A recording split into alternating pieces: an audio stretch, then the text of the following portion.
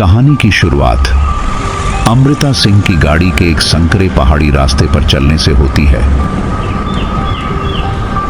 बादलों से भरा आसमान चारों ओर हल्की मटमैली रोशनी बिखेर रहा है। सड़क के दोनों ओर घना चीड़ का जंगल फैला हुआ है। उसकी पुरानी गाड़ी के संघर्षपूर्ण इंजन की आवाज दूर से आती हवा की सीटी में मिल जाती है। त्यागी हुई केमिकल फैक्ट्री दशकों से पहाड़ी पर एक घाव की तरह खड़ी थी। भीकनपुर के लोग इसे जहर का दिल कहते थे। एक ऐसी जगह जो जिंदगियों को निगलती और दुस्वप्न उगलती थी। लेकिन अमृता सिंह दुस्वप्नों पर विश्वास नहीं करती थी, कम से कम तब तक जब तक वह खुद एक में नहीं घुस गई। गाड़ी के अंदर अमृता हीटर को एडजस्ट करती है और बगल की सीट पर फैले कागजों पर नजर डालती है। फैक्ट्री का नक्शा, पुराने अखबारों की कतरनें जिनमें रहस्यमयी मौतों का जिक्र है, और फैक्ट्री के जहरीले कचरे की तस्वीरें जो पास की नदियों में बह रही थी। केमिकल लीकेज, मौतें और अब कोई राक्षस। परफेक्ट। ऐसी ही कहानियां लोग चाव से पढ़ते हैं।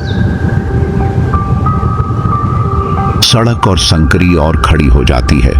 कहीं दूर एक कौवा कांव कांव करता है और अमृता का स्टीयरिंग व्हील पर पकड़ और कस जाता है। जंगल और गहराता है, जैसे पेड़ सड़क के ऊपर कंकाल जैसे हाथ फैला रहे हों। उसने खुद से कहा कि यह बस एक कहानी है, लेकिन ऐसा लग रहा था कि जंगल उसे दूसरी कहानी सुनाना चाहता है। उसकी गाड़ी एक गड्ढे पर उछलती है और वह बड़बड़ाती है। आगे भीकनपुर के जर्जर मकानों का सिलसिला धुंध की हल्की परत में ढका हुआ दिखने लगता है। अमृता धीरे धीरे गांव की गलियों से गाड़ी चलाती है। उसकी गाड़ी की आवाज ही एकमात्र ध्वनि है जो इन स्थिर और खाली गलियों में सुनाई देती है।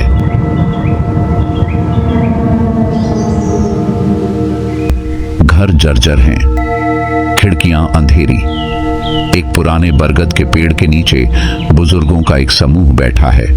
उनके चेहरे चिंता और उम्र की लकीरों से भरे हुए हैं। दरवाजों के पीछे से बच्चे झांकते हैं, उनकी आंखों में डर झलक रहा है। भीकनपुर कोई गांव नहीं था, यह एक चेतावनी थी।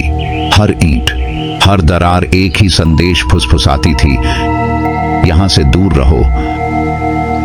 अमृता एक चाय की दुकान के पास अपनी गाड़ी रोकती है।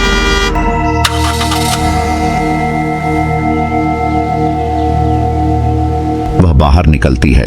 उसके कंधे पर उसका कैमरा बैग लटका हुआ है। गांव वाले उसे देखते हैं और उनकी बातचीत अचानक रुक जाती है। नमस्ते अंकल, क्या आप बता सकते हैं कि राठौर केमिकल प्लांट कितनी दूर है? बुजुर्ग एक दूसरे को चिंतित नजरों से देखते हैं। उनकी चुप्पी में बहुत कुछ छिपा हुआ है। आखिरकार एक छड़ी पकड़े बुजुर्ग बोलता है, तुम वहां क्यों जाना चाहती हो बेटी? वो जगह अभिशप्त है। मैं एक पत्रकार हूँ, मैं ये समझना चाहती हूँ कि वहाँ क्या हुआ था। केमिकल स्पिल, मौतें। कुछ समझने की जरूरत नहीं है, इसे भुला देना ही बेहतर है। एक युवा आदमी हिचकते हुए आगे आता है। उसकी आवाज धीमी है, जैसे कोई सुन न ले। राक्षस अब वहां रहता है। जहर ने उसे ऐसा बना दिया है, वह अब इंसान नहीं है। राक्षस? एक दानव? हम उसका नाम नहीं लेते। अगर तुम्हें अक्ल है तो अभी लौट जाओ। तनाव महसूस किया जा सकता है। अमृता कुछ पल के लिए झिझकती है, लेकिन फिर उन्हें धन्यवाद देती है और अपनी गाड़ी की ओर लौट जाती है। जैसे ही वह गांव से बाहर जाती है, गांव वाले उसे जाते हुए देखते हैं। उनके चेहरे ऐसे हैं जैसे वे उसकी नियति का शोक मना रहे हों।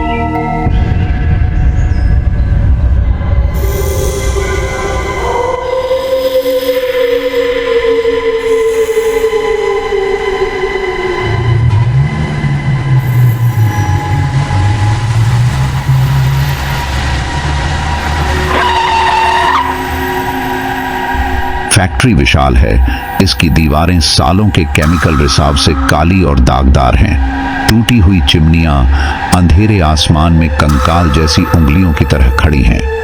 मैदान में इधर उधर हरे और इंद्रधनुषी रंग की जहरीली पानी की झीलें दिख रही हैं।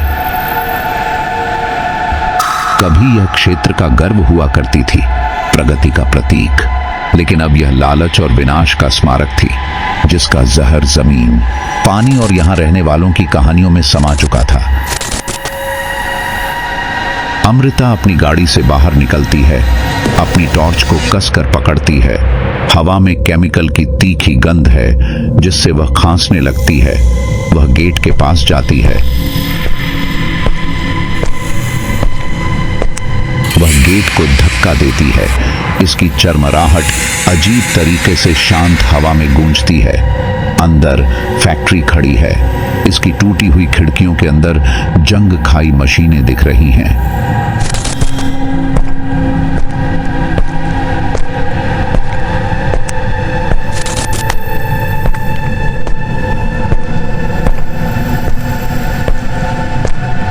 फैक्ट्री सिर्फ वीरान नहीं लग रही थी, यह भूखी महसूस हो रही थी, जैसे यह किसी मूर्ख का इंतजार कर रही हो जो इसके अंदर कदम रखे।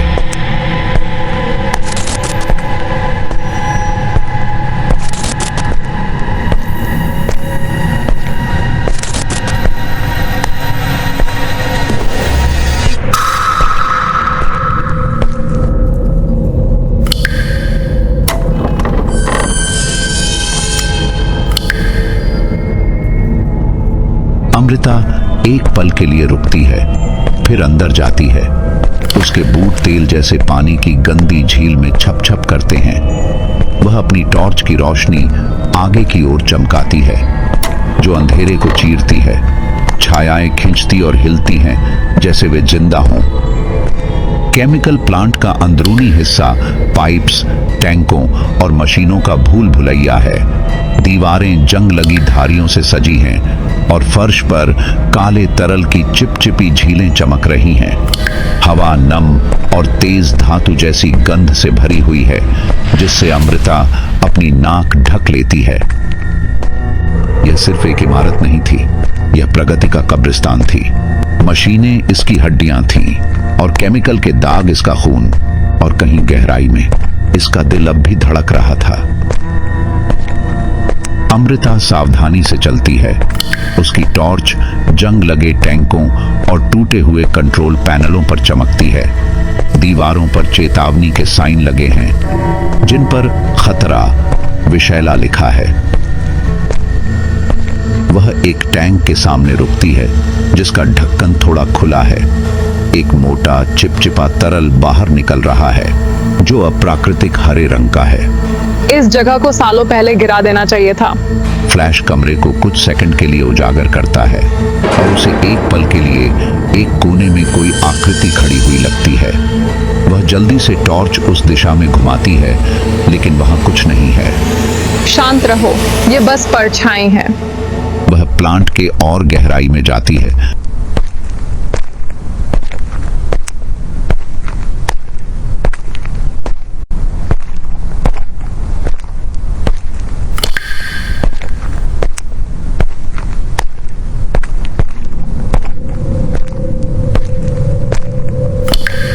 उसके बूट मेटल के फर्श पर गूंजते हैं। अचानक उसे एक हल्की आवाज सुनाई देती है, गहरी गुर्राने की आवाज। अमृता रुक जाती है। उसकी टॉर्च कांप रही है। उसने खुद को समझाया कि यह हवा है, पाइप्स की आवाज है या बिल्डिंग का बैठना है, लेकिन गहराई में वह जानती थी यह कुछ और है। वह अकेली नहीं थी। गुर्राहट फिर से होती है, इस बार और तेज। अमृता की सांसें तेज हो जाती हैं। वह चारों ओर अपनी टॉर्च चमकाती है। हल्की रोशनी में टा है। वह देखती है कि परछाई खिसक रही हैं, जैसे कोई विशाल चीज उसकी नजरों से बाहर सरक रही हो। अमृता धीरे धीरे गुर्राहट की आवाज की ओर बढ़ती है। उसकी टॉर्च उसके कांपते हाथ में झूल रही है।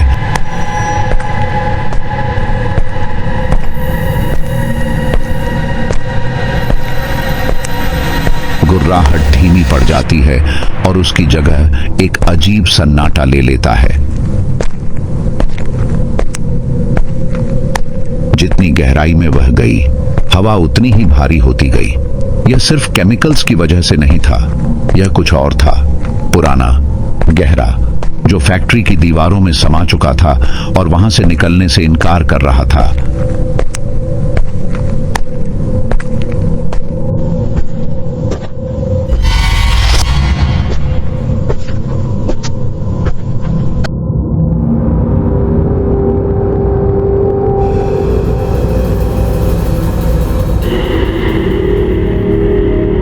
वह एक विशाल कमरे में प्रवेश करती है जो रिएक्टरों से भरा हुआ है। ये रिएक्टर ऊंचे हैं, उनके धातु की सतह जंग खाई हुई है। पाइपों से काले तरल की पतली धाराएं रिस रही हैं, चेतावनी संकेत टेढ़े हैं और उनकी पेंट उखड़ चुकी है। अमृता की टॉर्च की रोशनी एक रिएक्टर के नीचे भरे तरल की झील पर पड़ती है। सतह हल्के से लहराती है, जैसे उसमें कुछ चल रहा हो। वह डर और जिज्ञासा के बीच झुककर इसे करीब से देखती है। ये चीज आखिर है क्या? तरल अचानक बुलबुलाने लगता है और उससे हरे रंग की भाप उठती है। अमृता झटके से पीछे हटती है और खांसते हुए अपनी गला पकड़ लेती है और उसकी टॉर्च जमीन पर गिर जाती है। नहीं, ऐसा नहीं हो सकता। जब वह टॉर्च उठाती है तो उसकी रोशनी एक दीवार पर काले कीचड़ से बने एक हाथ के निशान पर पड़ती है। यह हाथ का निशान विशाल है, किसी इंसान के हाथ से कहीं बड़ा। धातु के रगड़ने की आवाज उसे तुरंत घुमा देती है। छाया में कुछ बड़ा हिल रहा है। गुर्राहट फिर लौट आती है, गहरी और भयानक। अमृता धीरे धीरे पीछे हटती है। उसकी टॉर्च झपकती है और कमरा अचानक ठंडा महसूस होने लगता है।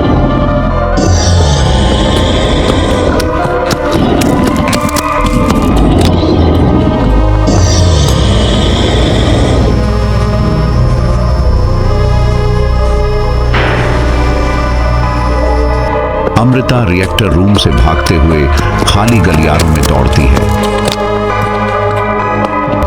उसकी सांसें भारी हैं और वह बार बार अपने कंधे के ऊपर पीछे देखती है, जैसे छायाएं उस पर हमला करने वाली हों। वह एक छोटे कमरे में घुसती है और पीछे का दरवाजा जोर से बंद कर देती है।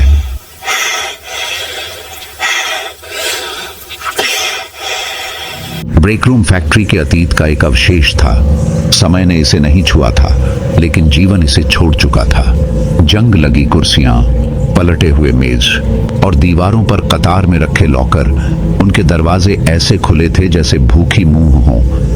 अमृता दरवाजे के सहारे झुकती है और अपनी सांसें संभालने की कोशिश करती है। उसकी टॉर्च कमरे के धूल भरे इंटीरियर पर रोशनी डालती है। दीवारों पर फीके पड़े पोस्टर लटके हुए हैं। एक में लिखा है, सुरक्षा पहले, आपकी जान मायने रखती है। सुरक्षा पहले। हाँ, ये उन लोगों से कहो जो यहाँ मरे। वह एक मेज की ओर बढ़ती है जहां एक जंग लगा लंच बॉक्स रखा है। अंदर एक सड़ी हुई, आधी खाई हुई रोटी है, जैसे कोई जल्दी में इसे छोड़कर गया हो और कभी वापस नहीं आया। उसकी टॉर्च की रोशनी कमरे के एक कोने में एक लॉकर पर पड़ती है, जिसका दरवाजा थोड़ा खुला है। अंदर कुछ चमकता है। अमृता सावधानी से लॉकर की ओर बढ़ती है और उसे पूरी तरह खोलती है। अंदर उसे एक पुरानी डायरी मिलती है, जिसका चमड़े का कवर नमी के कारण विकृत हो चुका है।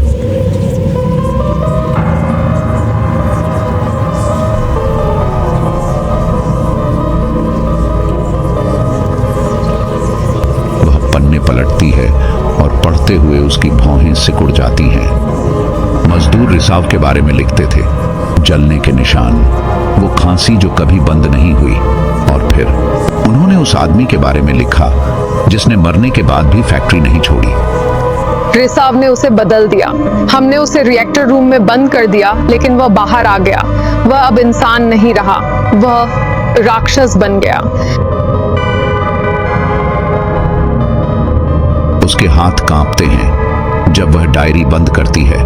दरवाजे के बाहर कदमों की आवाज गूंजती है, भारी गीले कदम। अमृता रुक जाती है। उसकी टॉर्च की रोशनी झपकती है और दरवाजा हल्के से चरमराता है। ब्रेक रूम का दरवाजा धीरे धीरे खुलता है। अमृता पीछे हटती है, अपनी टॉर्च को हथियार की तरह पकड़े हुए।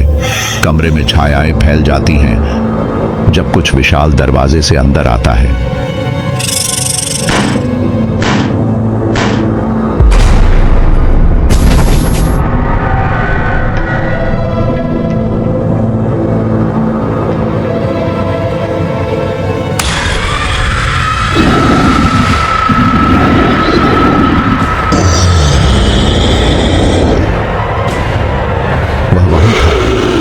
स्वप्न, मांस, धातु और जहर से बना हुआ, वही चीज जिससे मजदूर डरते थे, वही जिसे उन्होंने राक्षस कहा था। राक्षस कमरे में कदम रखता है।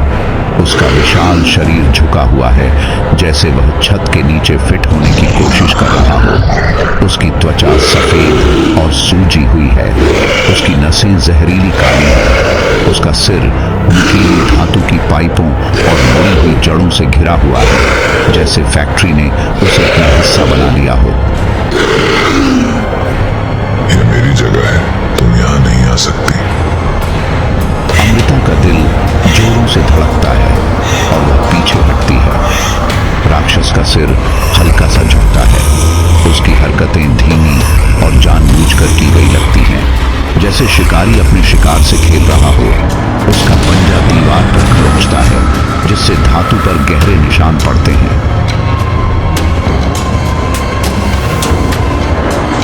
राक्षस एक कदम आगे बढ़ता है। उसका विशाल शरीर पूरे कमरे में छाया कर देता है। उसकी आवाज गहरी और भयानक है, हर शब्द जहर से भरा हुआ। ये सच नहीं हो सकता।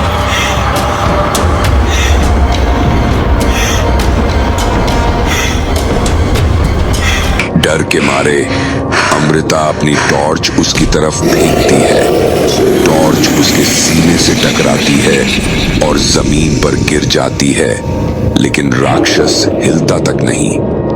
इसके बजाय वह उसकी ओर झपटता है, उसका पंजा हवा में झपटते हुए। अमृता जल्दी से एक मेज के नीचे घुसती है, जिससे वह बाल बाल बच जाती है। राक्षस एक ही बार में मेज को तोड़ देता है। अमृता फर्श पर रेंगते हुए दरवाजे की ओर बढ़ती है। वह एक जंग लगी कुर्सी उठाती है और उसे राक्षस पर फेंकती है। कुर्सी उसके हाथ से टकराती है, लेकिन उस पर कोई असर नहीं होता। राक्षस दहाड़ता है, उसकी आवाज दीवारों को हिला देती है। अमृता दरवाजे से बाहर भागती है। वह गलियारे में अंधाधुंध भागती है। उसकी कदमों की गूंज उसके पीछा करने वाली गुर्राहट में डूब जाती है। भारी गीले कदमों की आवाज और तेज होती जाती है और राक्षस उसका पीछा करता है। अमृता एक और बड़े कमरे में दाखिल होती है, जहां विशाल केमिकल टैंक खड़े हैं। हवा में तेजाब की गंध इतनी तीव्र है कि उसकी आंखों में पानी आ जाता है और गला जलने लगता है। वह रुकती है, खांसते हुए। टैंक दानवों की तरह खड़े थे। उनकी सतहें जंग खाई हुई और रिश्ती हुई। कमरा पाइपों और प्लेटफॉर्म्स का भूल भुलैया था। हर जगह खतरा छिपा हुआ था। अमृता अपने कंधे के ऊपर झांकती है, लेकिन राक्षस कहीं नहीं दिखता। गुर्राहट बंद हो चुकी है और उसकी जगह एक अजीब सन्नाटा है। वह टैंकों के ऊपर बने प्लेटफॉर्म पर चढ़ती है।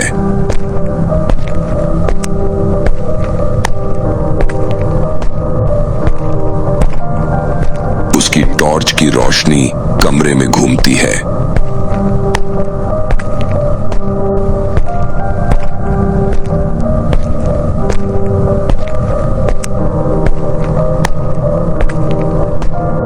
एक टैंक पर फीका सा लेबल लिखा है, खतरा। सन्नाटा एक जोरदार आवाज से टूटता है। राक्षस कमरे में धातु की दीवार तोड़ते हुए प्रवेश करता है। उसका विशाल शरीर धातु के टुकड़ों को इधर उधर बिखेरता है। अमृता चीखती है और प्लेटफॉर्म पर और ऊपर चढ़ती है। राक्षस पीछे पीछे चढ़ता है। उसकी पंजे धातु के सहारे को चीरते हैं। पूरा ढांचा हिलने लगता है।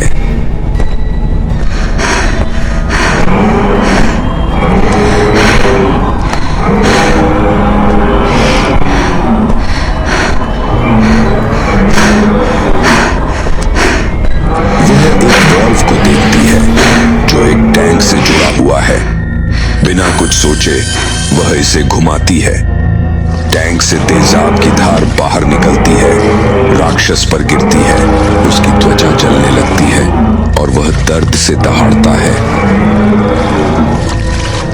मुझसे दूर रहो। कुछ पल के लिए वह रुक जाता है। उसका शरीर कांपता है, लेकिन फिर एक गहरी गुर्राहट के साथ वह फिर से उसकी ओर झपटता है। जलन की परवाह किए बिना अमृता चीखती है। वह जल्दी से उठती है और एक और गलियारे की ओर दौड़ती है, जबकि राक्षस की गुर्राहट उसके पीछे गूंजती है।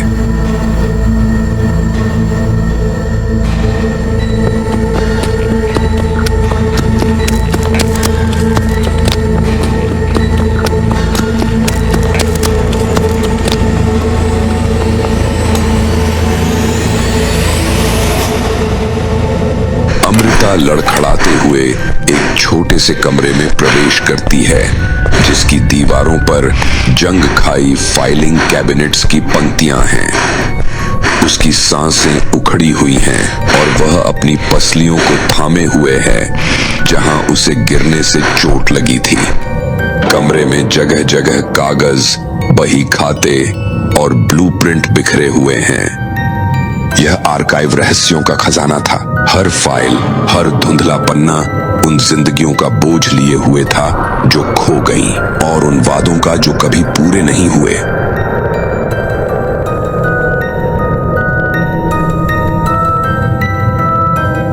अमृता दरवाजा बंद कर ताला लगाती है और थकी हुई दरवाजे के सहारे टिक जाती है। उसकी टॉर्च कमरे की अव्यवस्था पर रोशनी डालती है। कागजों पर केमिकल के दाग हैं, किनारे झुलसे हुए। उसकी नजर डेस्क पर लगे जंग खाए नेम प्लेट पर जाती है। Factory supervisor Rathore.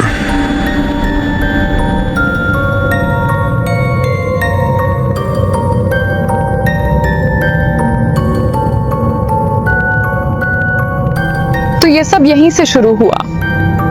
वह डेस्क की ओर बढ़ती है।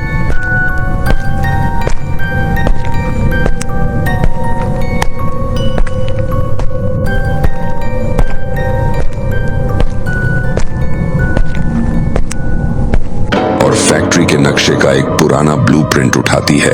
लाल स्याही में लिखा हुआ है, लीक रोकने में असफल, और तीर रिएक्टर रूम की ओर इशारा कर रहे हैं।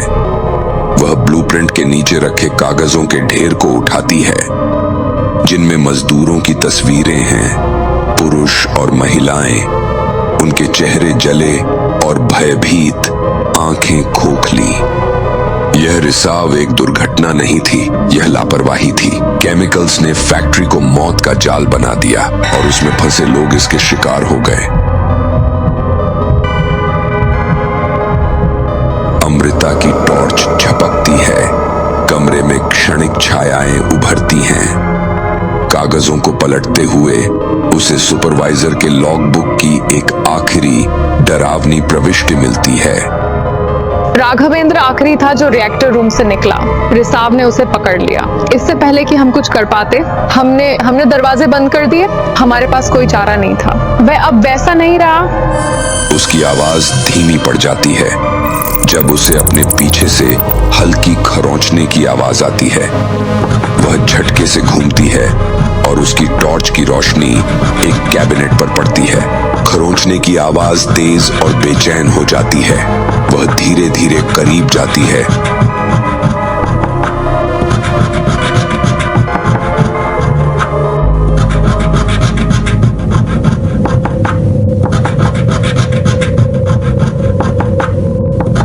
उसका हाथ कांपते हुए कैबिनेट का दरवाजा पकड़ता है।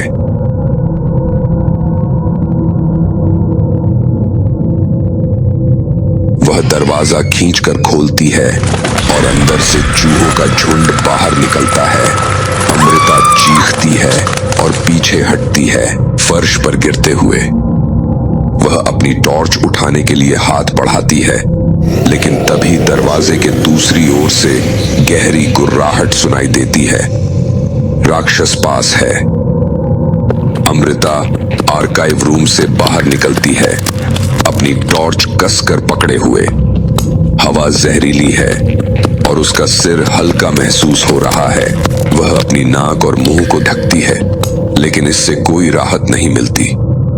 फैक्ट्री जिंदा थी, इसकी हर सांस उसके फेफड़ों को जलाती थी और इसकी हर परछाई उसकी समझ पर सवाल उठाती थी।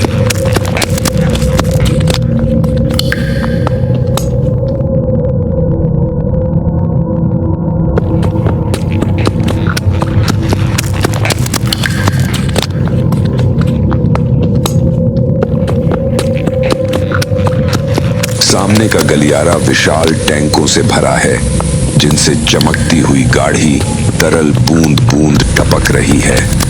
तरल जमीन पर गिरते ही तेज आवाज करता है, जैसे कोई तेजाब।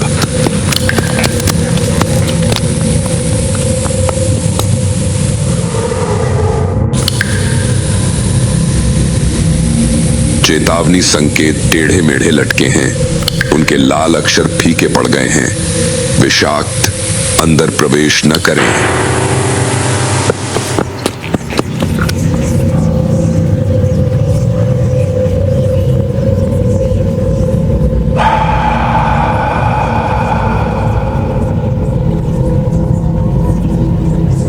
यह मजदूरों का लॉकर रूम था, एक जगह जहां वे अपने कपड़े बदलते थे, मजाक करते थे और फैक्ट्री से बाहर की जिंदगी के सपने देखते थे। लेकिन अब यह उनकी कब्रगाह थी।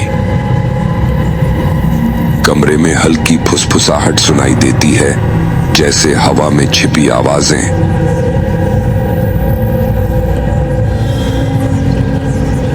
दर्जनों कंकाल लॉकर्स के सहारे ढेर हैं। उनकी हड्डियां जली और काली हो चुकी हैं, कुछ धातु में पिघलकर चिपकी हुई हैं।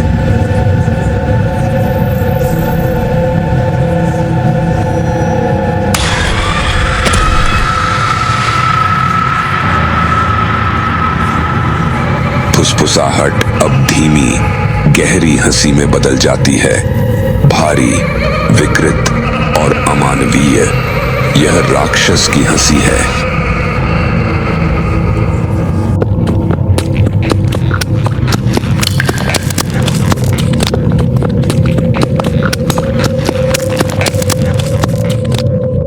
अमृता लॉकर रूम से चुपचाप बाहर निकलती है।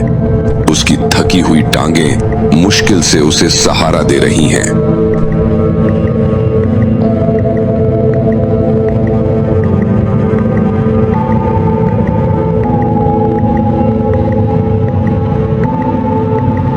वह फैक्ट्री के अब तक के सबसे बड़े कक्ष में पहुंचती है, रिएक्टर कोर। विशाल मशीनरी उसके ऊपर खड़ी है। उसकी पाइप और गियर काले कीचड़ से सने हुए हैं। कोर से धीमी भयानक गूंज निकल रही है। यह कोर फैक्ट्री का दिल था और इसके आधार पर वह सच था जिसे वह ढूंढ रही थी। जहर का स्रोत, मौत का कारण और क्रोध की जड़।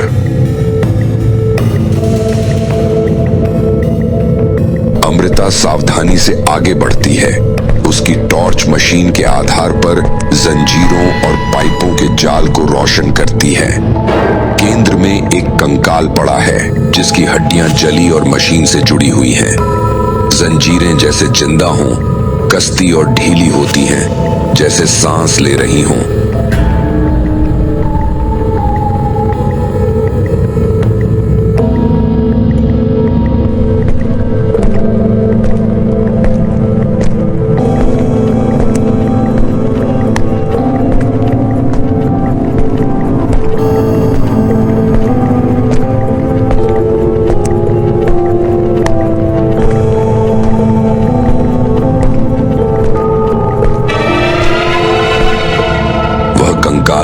पास घुटनों के बल बैठती है और उसकी बोनी उंगलियों में फंसी एक तस्वीर देखती है।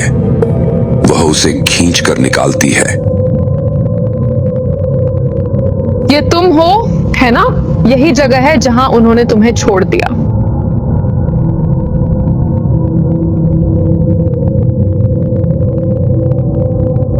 कोर जोर से कराहता है और जंजीरें मरोड़ने लगती हैं।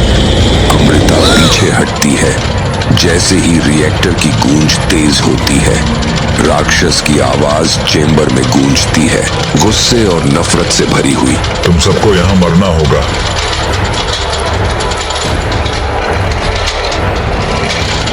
जमीन कांपने लगती है और राक्षस छाया से उभरता है। उसका विशाल शरीर कोर की रोशनी में चमकता है। उसके पंजे धातु को खरोंचते हैं और वह धीरे धीरे अमृता की ओर बढ़ता है। उसकी आंखें गुस्से से जल रही हैं। अमृता पीछे हटती है। उसका दिमाग तेजी से सोच रहा है। उसे पता है कि कोर ही कुंजी है, लेकिन इसे नष्ट करना सब कुछ दांव पर लगाने जैसा है। रिएक्टर कोर की गूंज बढ़ती जाती है। उसकी मशीनें जैसे किसी भारी बोझ तले कराह रही हों। कंकाल के चारों ओर की जंजीरें कसने लगती हैं। उनकी धातु की खनक पूरे कमरे में गूंजती है। राक्षस अमृता के ऊपर टावरिंग करता है। वह सिर्फ एक दानव नहीं था, वह फैक्ट्री की आत्मा था। उसका जहर मांस में बदल गया था और अमृता उसके साम्राज्य के दिल में खड़ी थी। अमृता लड़खड़ाती हुई पीछे हटती है, हाथ में एक जंग लगा रिंच कसकर पकड़े हुए। उसकी आंखें कोर पर टिक जाती हैं, जिसका हल्का सा नूर किसी मरते हुए दिल की धड़कन की तरह धड़क रहा है। ये जगह मेरी है, तुम यहाँ से जिंदा नहीं जाओगी।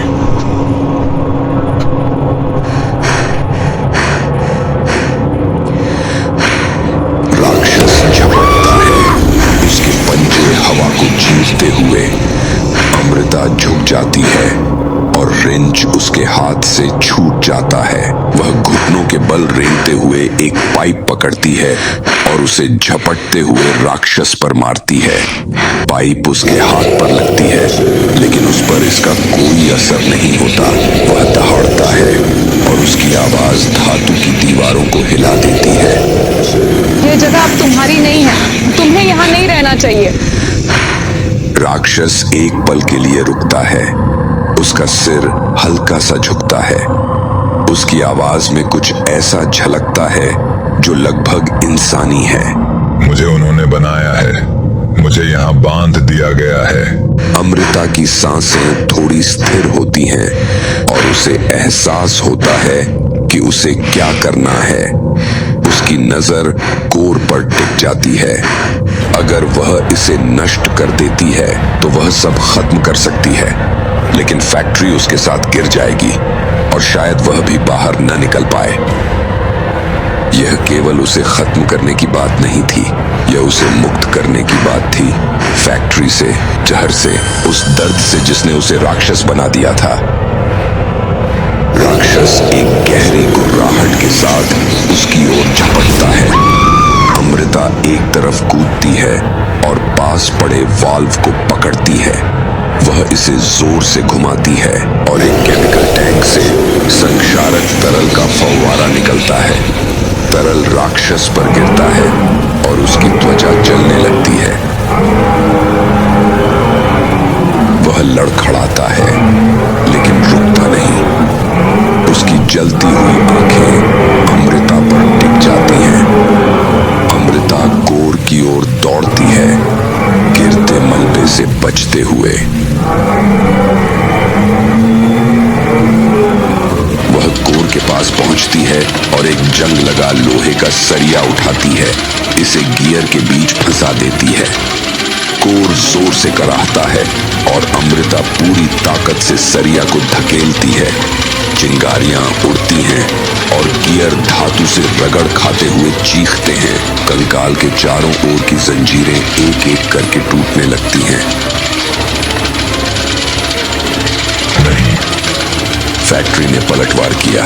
यह सिर्फ राक्षस नहीं था, यह इमारत खुद थी, जो उसे श्राप को तोड़ने से रोकने के लिए बेताब थी।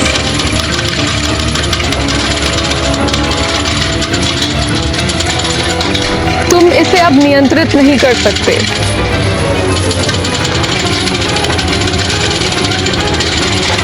आखिरी जंजीर टूट जाती है और रिएक्टर कोर एक भयानक चीख छोड़ता है।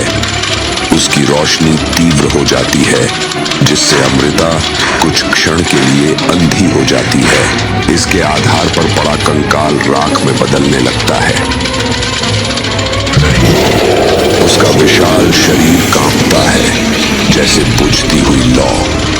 उसकी आंखों की चमक धुंधली हो जाती है और उसकी आवाज कमजोर हो जाती है।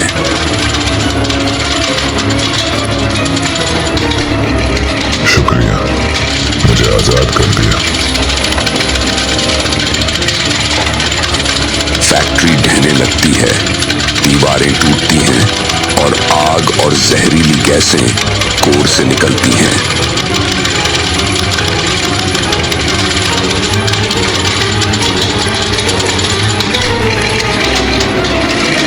अमृता पीछे हटती है, अपने चेहरे को गर्मी से बचाते हुए।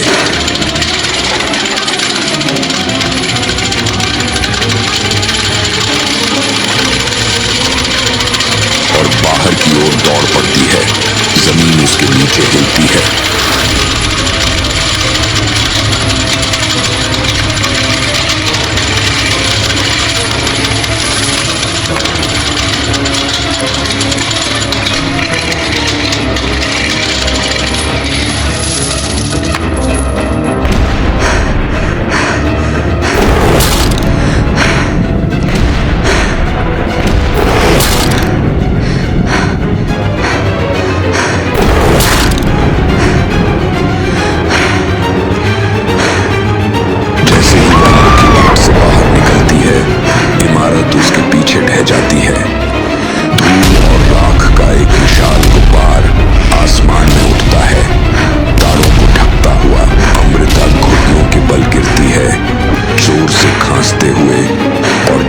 रात की हवा अपने फेफड़ों में भरती है। वह बाहर निकल गई थी, लेकिन फैक्ट्री खत्म हो चुकी थी। उसका जहर दफन हो चुका था, उसका श्राप टूट चुका था और कहीं राख में वह आजाद था।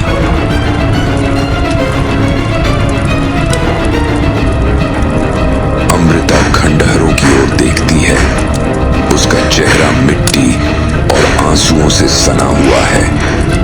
आग की रोशनी उसकी आंखों में झलकती है और एक पल के लिए वह लपटों में एक आकृति देखती है, एक लंबा झुका हुआ साया जिसकी आंखें चमक रही हैं। लेकिन इस बार उनमें गुस्सा नहीं, शांति है।